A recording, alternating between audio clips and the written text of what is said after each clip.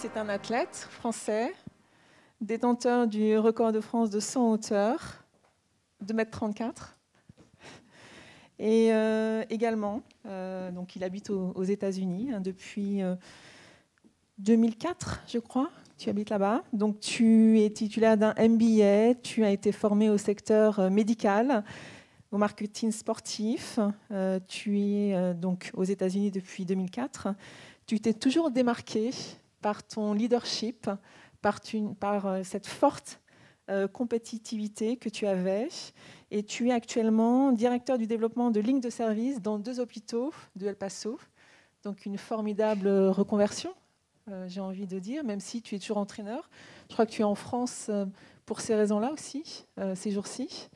Alors on a envie de te questionner sur cette facette spectaculaire d'athlète médaillé. Et comme pour Malek, toute la préparation, toute l'abnégation, toute la gestion des ressources, de tes ressources physiques, qui fait écho avec notre thème de l'énergie physique, que ça sous-tend. Quelle a été la plus lourde contrainte pour toi durant toutes ces années ? Alors, déjà, bonsoir. Puis merci de me recevoir. Pour moi, c'est une expérience formidable.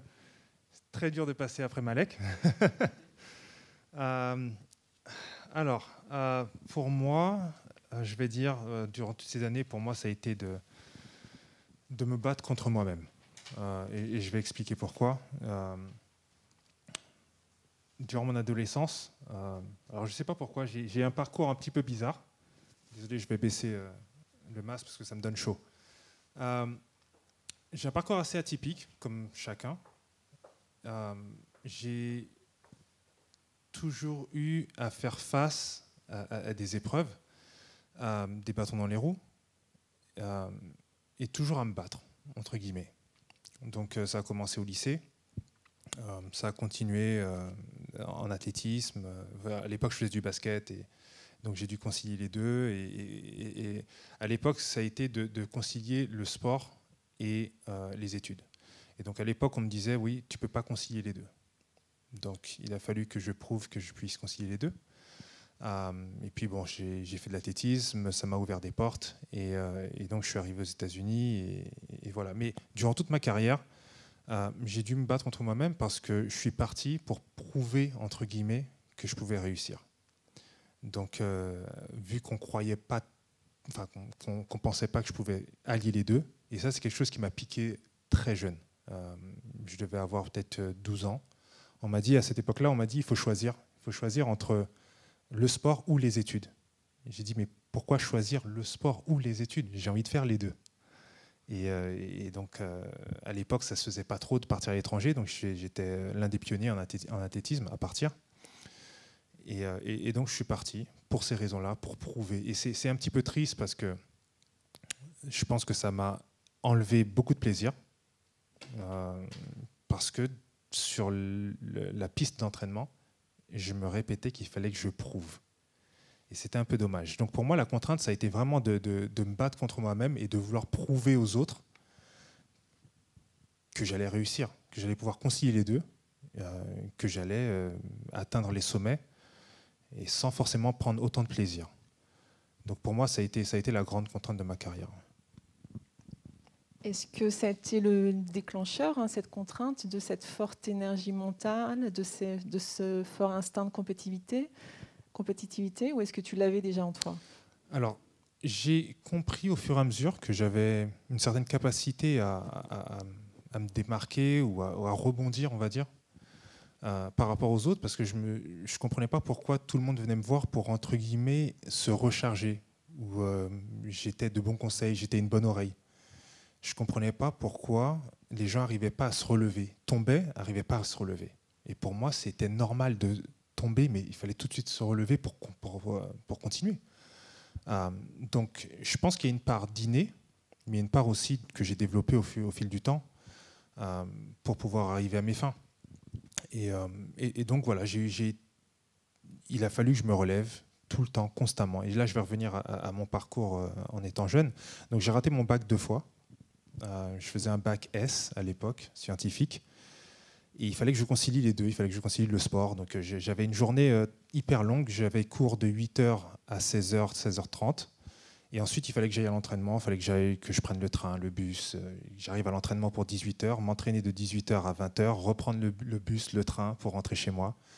Et après, faire les devoirs, enfin arriver à la maison à 21h, 21h30 et manger, prendre sa douche et commencer les devoirs à 22h, 22h30. Et c'était comme ça tous les jours. Et il a fallu que je m'adapte. Il a fallu vraiment que je trouve les ressources pour passer au-dessus tout le temps. Donc j'ai raté mon bac 2 fois. À la fin, petite histoire, au bac, alors je ne sais pas si vous vous souvenez, enfin pour les plus jeunes d'entre vous, excusez-moi, quand vous allez au rattrapage, on vous présente un exercice, et puis cet exercice, c'est tout. À cette époque, on me présente l'exercice manque de peau pour la prof qui me le présentait, je l'avais fait 5 minutes avant. Donc je le maîtrise, et là, la bonne femme me dit, bon c'est bien, mais attends, je reviens. Donc elle vient, elle me ramène son ordinateur, et là, elle me présente un autre exercice que je foire complètement.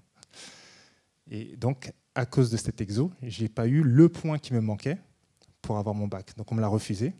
Donc à cette époque, voilà, je rentre chez moi, je pleure. Et donc à cette époque, je veux faire éducateur sportif.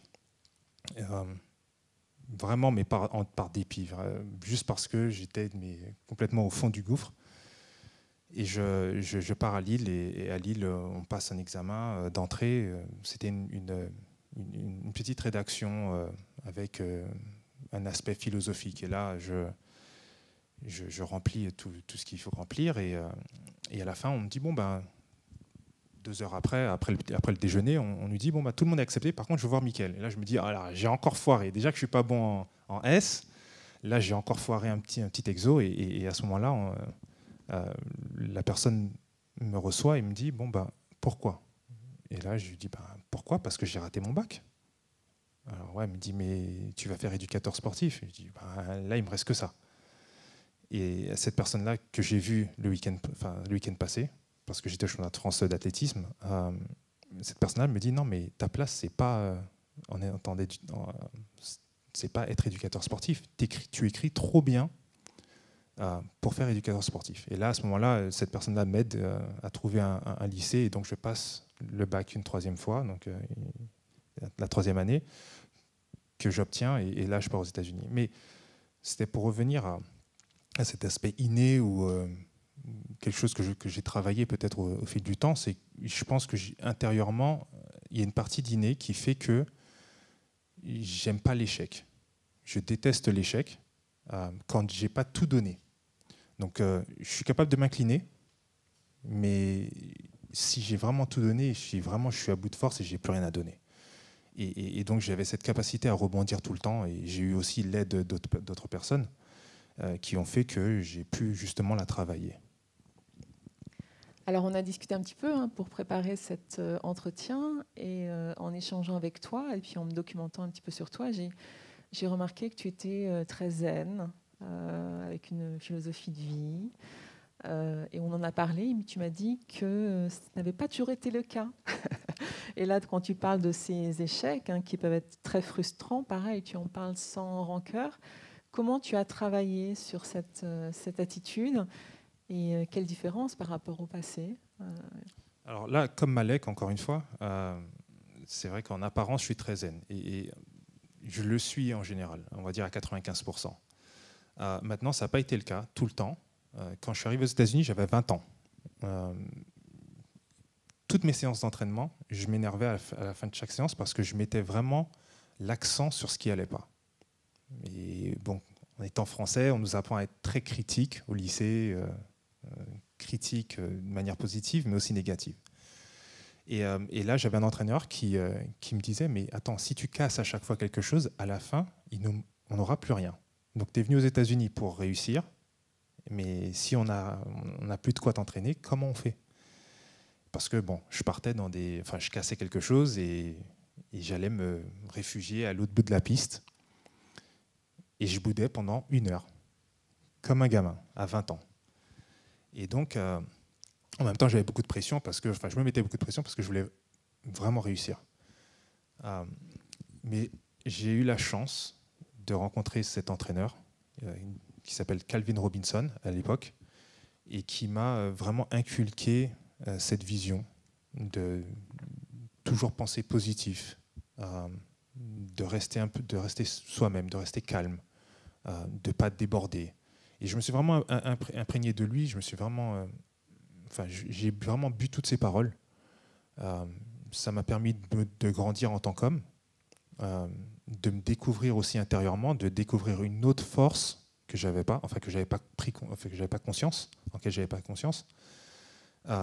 Et ça m'a permis vraiment d'ouvrir un champ qui vraiment me donne, ce que je considère par rapport à la moyenne et par rapport à vraiment ce que je vois autour de moi, ce que je vois aussi au travail. Désolé, des fois je cherche mes mots par rapport au français et anglais.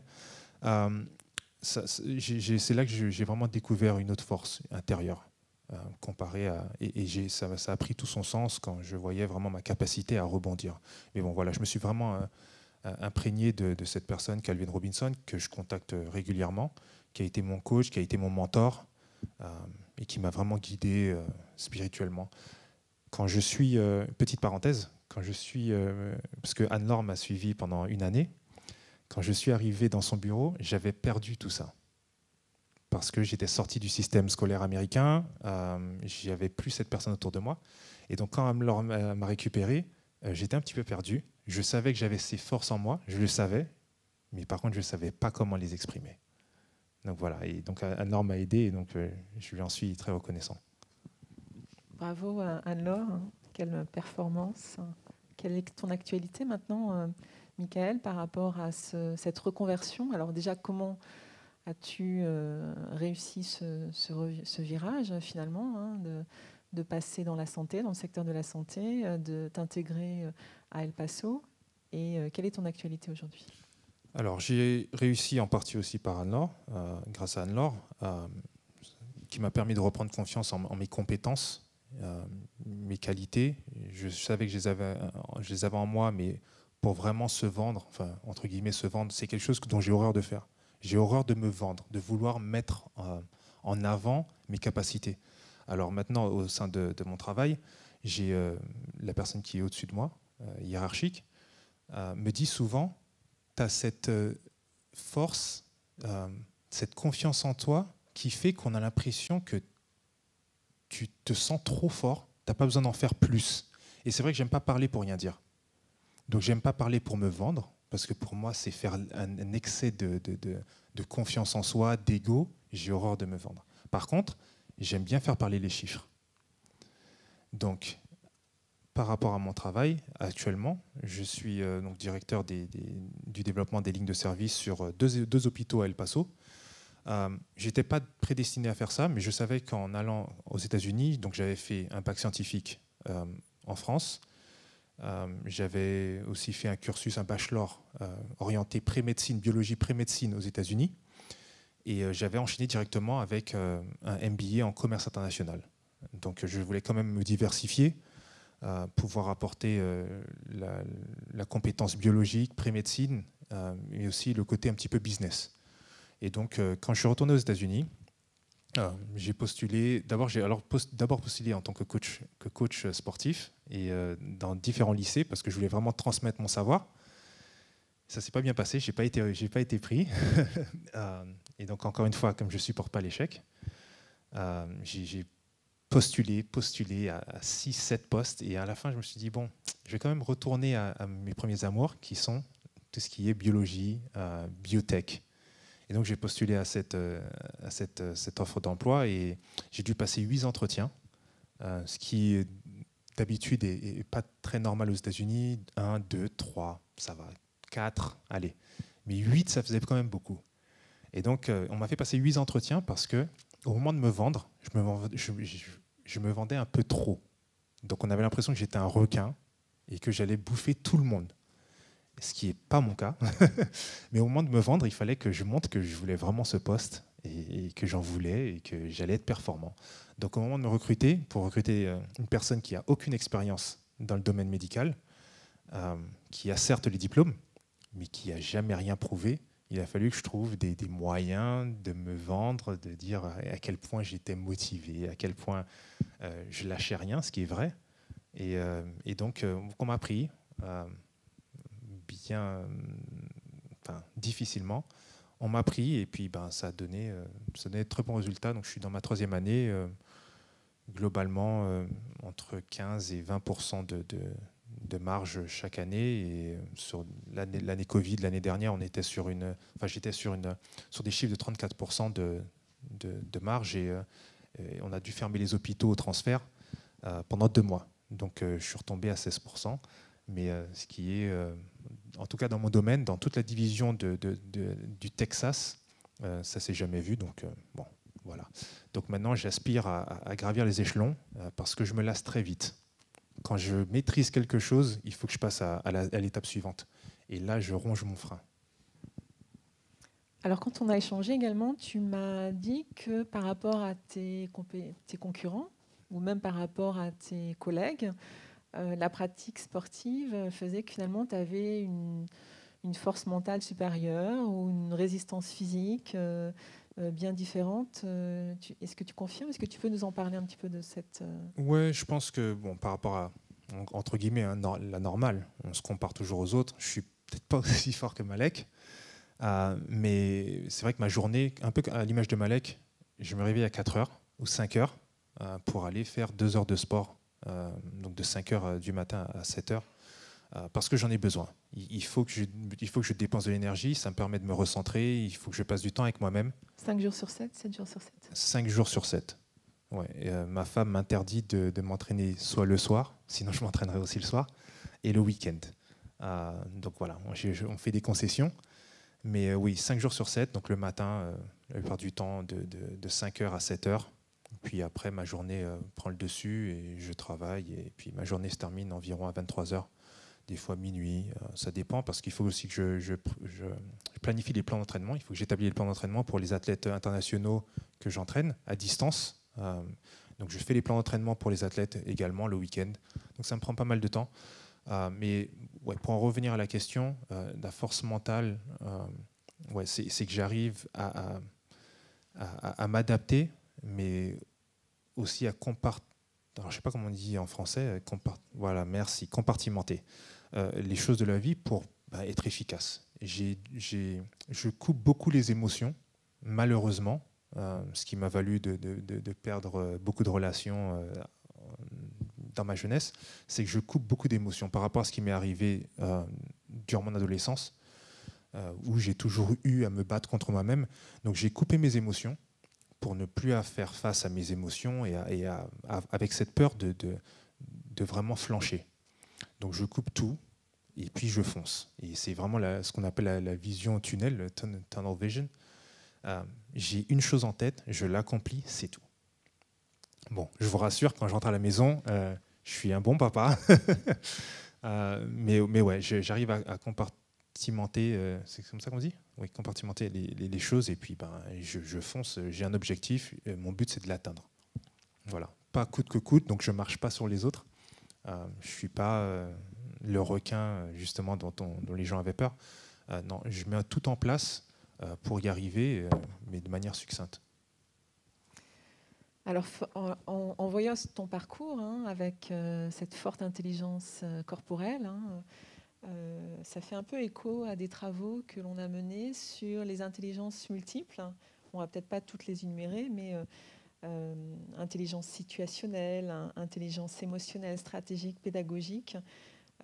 Tu sembles avoir une certaine complétude d'intelligence. Quelles sont tes forces ? Et est-ce que tu les as travaillées? Est-ce que certaines, tu parlais peut-être d'intelligence émotionnelle? Oui. Alors, je pense que celle que j'ai le plus travaillée, c'est l'intelligence émotionnelle. Parce que, en arrivant dans ce travail, il a fallu que je m'adapte. Je me souviens la première fois que j'ai eu à faire, parce que mon travail consiste vraiment en du relationnel, à vendre sans vendre. on essaye justement de ne pas vendre parce qu'à ce moment-là, je deviens un salesman et c'est pas bon. Il faut qu'il y ait de la confiance, il faut que l'équipe derrière puisse aussi prendre le dessus parce que je ne peux pas non plus parler au sein des hôpitaux et que derrière ça ne suive pas non plus. Donc il faut qu'il y ait de la confiance et pour ça il a fallu que justement je développe des compétences d'analyse tout en discutant, et c'est des choses dont j'avais pas vraiment conscience. Donc il a fallu que j'observe, que j'apprenne à réfléchir tout en m'adressant à une personne, tout en dirigeant vraiment la conversation. Et donc voilà, ce sont des capacités, des compétences dont j'avais aucune connaissance et j'ai dû travailler. Je me souviens que je rentrais à la maison après le premier mois, mais lessivé parce que ce qui me lessivait le plus, ce qui me fatiguait le plus, c'était de réfléchir pendant une conversation pour vraiment orienter la discussion et amener la personne à vraiment me donner ce que j'avais envie de prendre. Ou sinon, vraiment, comme on dit en anglais, buy into, c'est vraiment essayer de convaincre la personne. Et ça me prenait énormément d'énergie. Et donc, j'ai vraiment dû travailler sur ça, sur l'intelligence émotionnelle, le body language aussi, le langage corporel, parce que je suis très observateur. J'observe beaucoup et beaucoup trop pour vraiment sentir la personne, analyser la personne et savoir vraiment sur quoi jouer. Ce qui des fois me fait défaut, on va dire. J'ai l'impression de manipuler les gens parce que j'observe vraiment tout. J'observe le regard, la position, la respiration, j'observe tout. Donc c'est vrai que j'ai dû m'adapter et vraiment travailler cette intelligence émotionnelle. J'essaie vraiment de me démarquer du travail parce que ça devient pesant. J'aime pas ressentir que j'essaye d'orienter une personne par rapport à mon objectif. Donc c'est un peu malsain, je trouve ça un peu malsain. Et dans ces intelligences, quelles sont tes forces par rapport à tes collègues ou tes compétiteurs ? On va dire, je pense que... Alors, je me compare beaucoup à ma division, ceux qui sont sur le même niveau que moi. Déjà, j'ai pas peur. Que je m'adresse à un CEO, un PDG, peu importe. En fait, j'ai pas vraiment cette peur ou cette anxiété. Et c'est vrai que mes collègues me disaient, mais et même les CEO à l'époque, quand je revenais au tout début et que je revenais et que je leur faisais un bilan de mes visites, ils me disaient, mais tu t'es adressé au CEO ? Je disais oui. Ils me disaient, ah ouais, ok. Et pour moi c'était normal. Donc j'ai pas peur. Je lâche. En général, je lâche rien. Tant que j'ai pas obtenu un contact, tant que j'ai pas obtenu une visite, tant que j'ai pas pu m'adresser à une personne, je lâche pas. Et ça se fait vraiment de la manière la plus saine. Je force pas. L'objectif, c'est que la personne me voit constamment et puis à un moment donné, je pense que j'aurai une brèche et je saisirai la brèche. J'aime pas forcer le destin, j'aime pas forcer les choses. Mais encore une fois, c'est en paradoxe avec cet aspect un peu malsain que je ressens quand j'essaye vraiment d'arriver à mes fins et que j'analyse tout pour justement orienter la conversation pour arriver justement à mes fins. Donc je pense que ma force, c'est la persévérance. Ouais, on va dire que je persévère et je ne supporte pas l'échec, donc il faut que je puisse me relever tout de suite. J'ai pas le temps la vie passe très vite, j'ai pas le temps de m'apitoyer sur mon sort. Ça, c'est quelque chose dans ma famille que ma mère m'a inculqué. On n'a pas le temps pour ça. Donc, il est temps de se relever et puis il faut y aller. Alors, tout à l'heure, tu parlais d'énergie émotionnelle dont tu étais vidé parfois dans ton activité. Alors, avant de parler de ton quotidien de manager, en tant qu'athlète, comment tu cultivais tes énergies, et pour faire un parallèle avec les questions qui ont été posées à Nadia, à Malek et à Anne-Laure, quelles étaient tes routines énergisantes ou réénergisantes ? Alors, concernant l'athlète, c'est vrai que moi, ma vie tournait autour vraiment de l'athlétisme. Je m'entraînais 4 à 5 heures par jour d'affilée. Et tout tournait autour. Donc j'organisais vraiment ma journée pour pouvoir récupérer psychologiquement. Donc psychologiquement, chez nous, c'est dormir.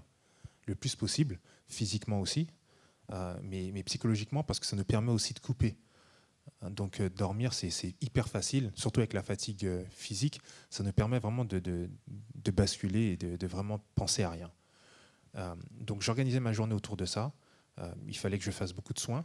Donc je continue maintenant aussi. J'essaie de faire pas mal de soins, de continuer à faire des bains froids. Enfin vraiment, c'est le côté physique. Mais pour moi, la pratique sportive, c'était vraiment un défouloir. En fait, j'avais tellement de frustration autour par rapport à mon passé d'adolescent, par rapport au fait que je dois combattre contre moi-même, combattre contre la fédération, parce que étant pionnier à partir aux États-Unis, on m'a pas fait de cadeau, on m'a mis sur le côté, donc il a fallu que je prouve aussi. Donc voilà, j'avais l'impression que, et Anne-Laure m'en parlait tout le temps, elle me disait mais tu n'as pas à prouver quoi que ce soit. Et en fait, moi, c'est comme ça que je prenais les choses. Donc massage, dormir, manger, bien s'alimenter. Et je reviens je reviens sur ce que Nadia a dit. C'est vrai qu'en athlétisme, dans le sport, les performances reflètent vraiment notre alimentation. On traite notre corps comme des machines.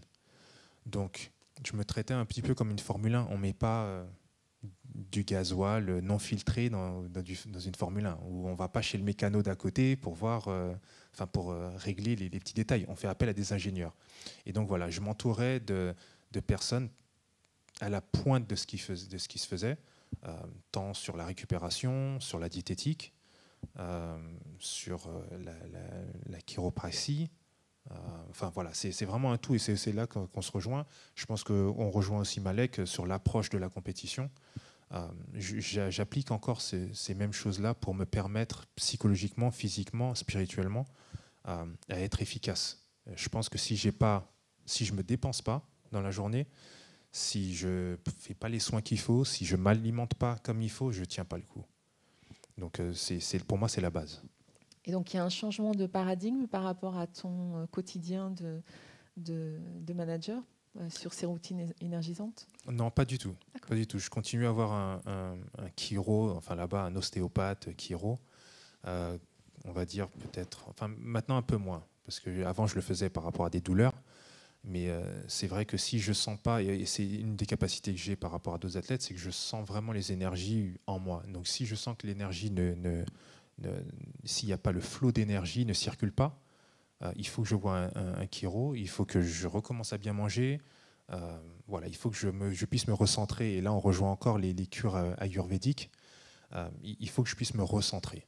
Donc j'applique exactement les mêmes choses, je prends presque les mêmes compléments alimentaires que je prenais à l'époque. J'essaye de dormir comme je peux, parce que c'est vrai que la journée est longue. Mais sinon, à côté, ouais, j'essaye de garder la même routine. Ouais.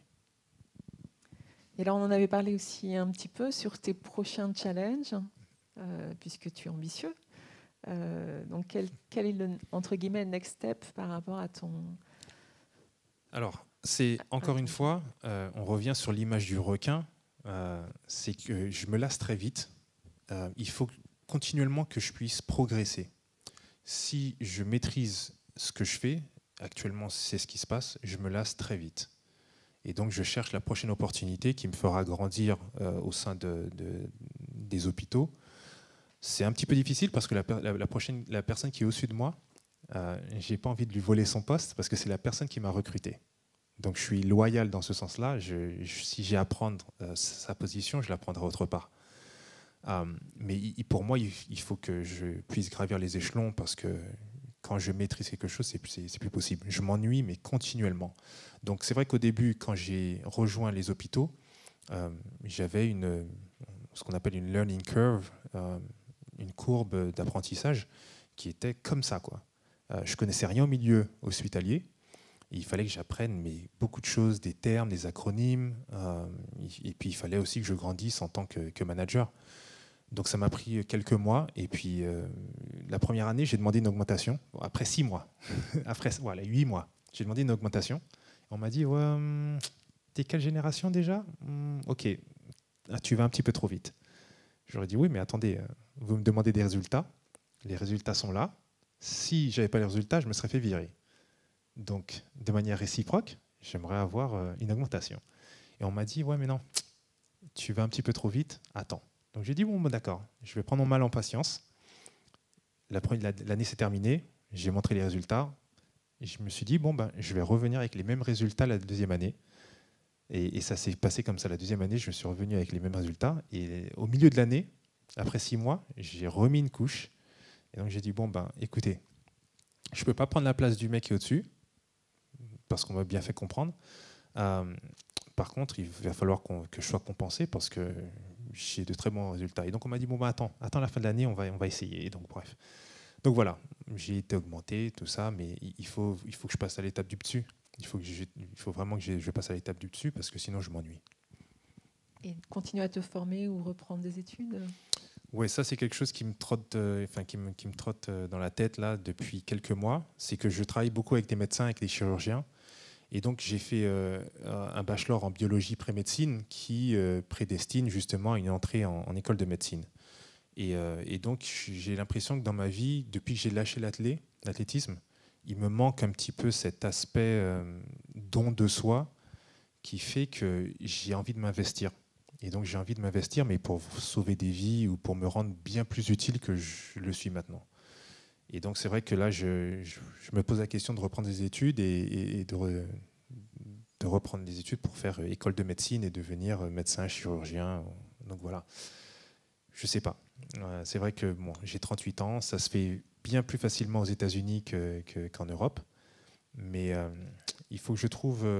j'ai plein de projets. Je me suis lancé dans le trading il y a 5-6 ans, donc je continue à apprendre. Et encore une fois, comme je n'arrive pas encore à maîtriser cet art, ça me perturbe et il faut que je maîtrise, parce que sinon je suis frustré. Donc ouais, j'ai plein de plans dans la tête. Je ne suis pas encore sûr de ce que je vais faire, mais voilà, comme j'étais venu voir à Nord il y a quelques années, je suis à un carrefour où les choses vont se mettre en place. J'ai l'habitude de ne pas forcer. Par contre, c'est vrai qu'il faut frapper aux portes, mais je ne force pas. Donc, à un moment donné, ça va bien se mettre en place. Je rejoins Nadia et Malek sur ça. La vie est synergique, c'est dynamique, et donc, à un moment donné, les portes vont bien s'ouvrir. On va suivre ce merveilleux parcours. Un grand merci, Michael, de tous ces témoignages.